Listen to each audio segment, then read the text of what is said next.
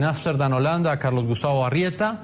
En el programa de la noche están los protagonistas de la noticia. Él es el agente de Colombia en el proceso de la Corte Internacional de Justicia. Doctor Arrieta, bienvenido al programa de la noche de NTN 24.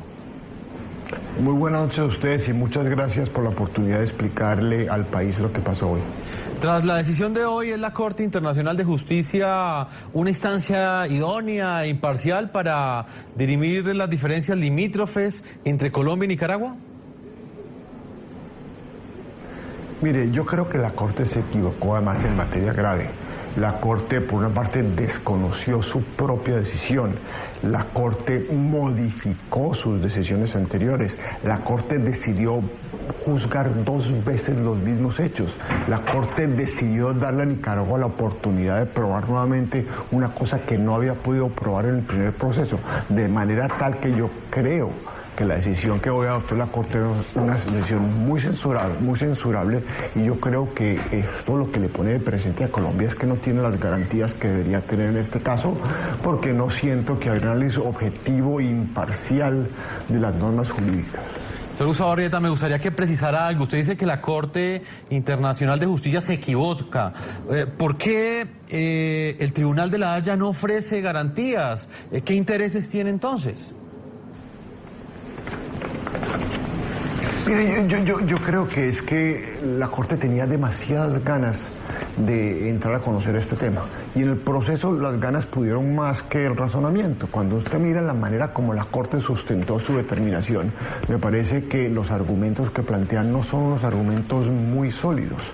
Yo creo que no puedo decir que sea por favorecer a una parte, porque sería ir mucho más allá de lo que puedo, pero sí creo que la Corte, en su interés y su deseo desmesurado de llegar a pronunciarse sobre un tema que es de relevancia, se le olvidó que había unos derechos de Colombia que no podía llegar a desconocer. Y ese afán de la Corte de conocer, como usted dice, en este caso, ¿a qué cree que puede responder?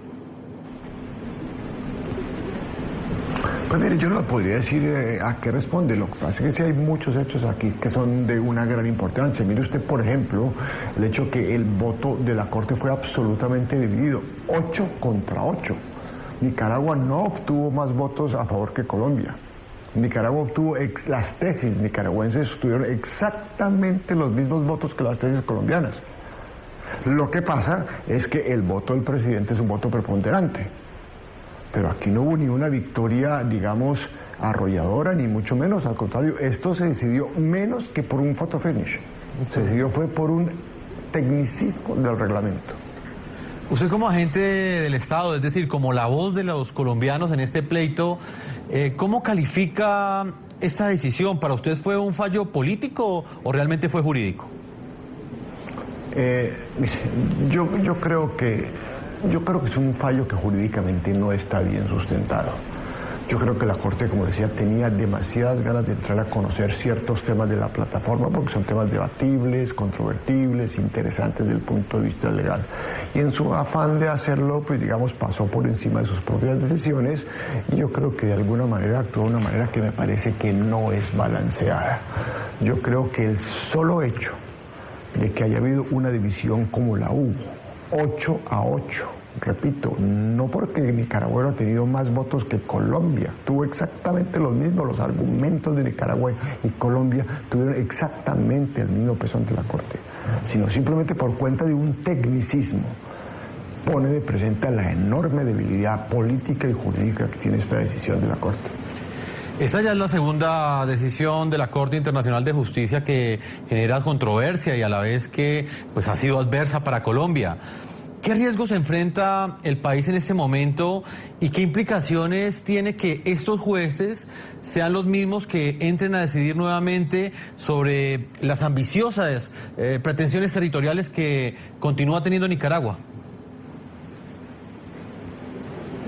Es que usted lo ha puesto de presente. Me parece que aquí no hay unas garantías claras de estabilidad y objetividad y de respeto al debido proceso para Colombia. Me parece que la manera como se produce esta decisión llama la atención sobre eso. El contenido también habla la atención sobre eso.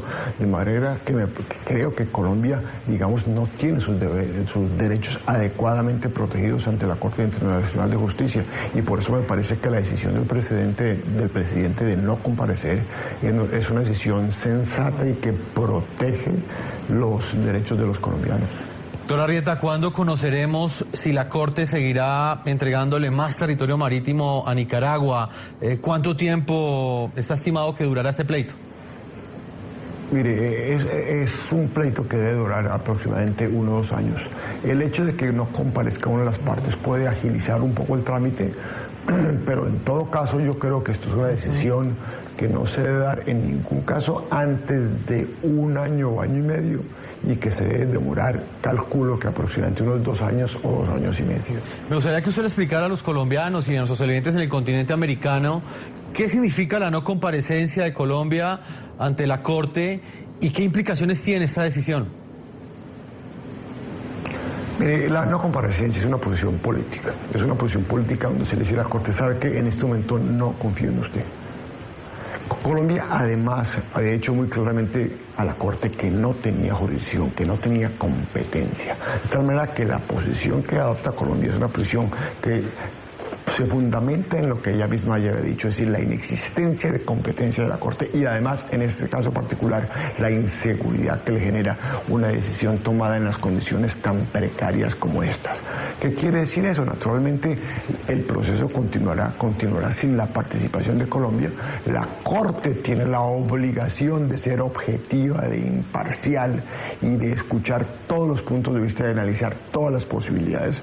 Colombia es posible que de todas maneras presente ante la Corte algunas consideraciones jurídicas. Eso se estila cuando un país no comparece, pero, como le digo, el proceso continuará sin la presencia de Colombia. ¿Por qué hasta ahora y no antes el Estado colombiano tomó esta decisión de comparecer ante el Tribunal de la Haya, una corte que ustedes aseguran pues no está ofreciendo las garantías? Porque precisamente lo que se tenía era la expectativa de que la Corte produjera una decisión conforme a derecho, balanceada, equilibrada, respetando sus propios presidentes. Lo que en este caso nos angustia sobremanera y no nos da confianza es que la Corte adopta una decisión sin fundamento, donde desconoce sus propios antecedentes, donde permite que se cambie un fallo que ella había tomado, donde se le da a Nicaragua una nueva oportunidad a la que ya la Corte le ha dicho que no. De tal manera me parece que frente a esta determinación lo que hay es un mensaje muy complejo y muy difícil que genera toda clase de inseguridades en el equipo colombiano y que debe generar inseguridades en el país. En este caso sí se justifica precisamente por la manera como la Corte tomó la decisión y por lo que dijo no comparecer. Antes seguíamos confiando, seguíamos creyendo en el Estado de Derecho, seguíamos creyendo en una Corte que iba a actuar conforme a su propia jurisprudencia y sus propios antecedentes, pero en este caso lo que nos demuestra la Corte es que pues no podemos confiar ni en sus propios antecedentes ni en sus propias decisiones, que le está dando unas oportunidades a Nicaragua que no tendría por qué tener, porque ya se las habían negado, de manera tal que existe todo el fundamento para que en este momento Colombia se declare desconfiada a la Corte y no comparezca. Pues claramente queda digamos, explicada esa posición del gobierno nacional y queda claro también que el presidente perdió la confianza en la Corte Internacional de Justicia. Viendo las cosas hoy en perspectiva, doctor Carlos Gustavo Arrieta, ¿no cree usted que fue un error no haber tomado esta decisión antes? No, en lo más mínimo. Y tan no es un error que mire usted lo que le decía hace un momento, es que esto fue una decisión 8-8. Y una decisión 8-8 quiere decir que la posición jurídica de Colombia era muy fuerte, muy bien fundamentada. Si usted analiza los salvamentos de voto de esos 8 magistrados, son muy fuertes en contra de la Corte y muy sólidos en defender la posición que ha manejado Colombia. Colombia está perdiendo esto no porque no le hayan dado la razón, Colombia lo está perdiendo por un tecnicismo en el reglamento de la Corte que hace que el voto del presidente sea preferente, pero no porque los argumentos de que Nicaragua hayan prevalecido. Y esto es muy importante que lo tenga en cuenta el país. Y eso es una razón más para que precisamente el país tenga desconfianza y se justifique una decisión de no comparecer. Porque ¿cómo es posible que la Corte asuma competencia, tome una decisión de semejante relevancia sobre la base de un voto que apenas es preferente? Porque no es, repito, ni siquiera que Nicaragua hubiera obtenido más votos que Colombia. Los argumentos de Colombia fueron sólidos, serios, y así lo reconoció la mitad de la Corte.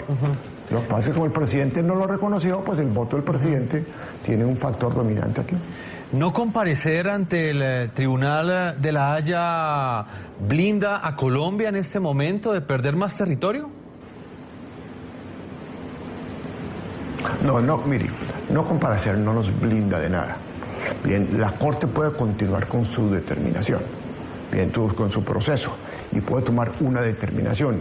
En últimas, yo creo que Colombia tiene unos argumentos muy fuertes y hay unos hechos y unas consideraciones jurídicas que la Corte tiene que tener en cuenta y que van a llevar a que muy posiblemente las tesis colombianas triunfen de todas maneras. Pero es muy claro que el hecho de no comparecer no nos blinda, como el hecho de comparecer tampoco nos hubiera blindado. Pero yo creo que desde el punto de vista político es una decisión lógica, porque es que lo que le estamos diciendo a la Corte es, mire, Corte, nosotros entendemos hasta cierto punto, sabemos que puede haber divergencias en el análisis del derecho, pero esto que usted está haciendo en este caso es tan absolutamente inusual que simplemente está rayando en el borde de lo inaceptable, y por eso Colombia toma la decisión de no seguir compareciendo. Doctor Arrieta, finalmente podría uno concluir entonces que Colombia entonces está en una sin salida, y lo digo interpretando sus declaraciones, porque al comparecer ante la Corte ustedes dicen que no hay garantías, y si deja de comparecer, como lo decidió el presidente Juan Manuel Santos, eso tampoco blinda a Colombia frente a este fallo adverso. ¿Estamos en una sin salida? Pero mire, yo creo que lo que usted dice es cierto. De todas maneras, aquí hay una situación que no tiene salido. Pero sí hay una cosa bien relevante que no podemos olvidar, es que Colombia en este momento tiene la autoridad moral. La autoridad moral para decir, mire, yo me defendí, planteé mis argumentos fueron sólidos. Nicaragua no ganó. Un tecnicismo de la Corte fue lo que ganó. Y eso le da a uno la autoridad moral para asumir la posición que adoptó. En Ámsterdam, Holanda, le agradezco a Carlos Gustavo Arrieta, él es el agente de Colombia en el proceso de la Corte Internacional de Justicia, la voz de los colombianos en este pleito que genera noticia hoy en el continente americano. Doctor Arrieta, muchas gracias por haber estado con nosotros. A ustedes muchas gracias por la oportunidad y espero que me ayuden a que el país entienda muy bien esto, porque ha sido un proceso muy importante para Colombia, una decisión muy importante para Colombia y un golpe muy duro para todos los colombianos sin justificación jurídica alguna. Y eso es lo que queremos hacer, explicárselo a todos nuestros televidentes a esta hora de la noche.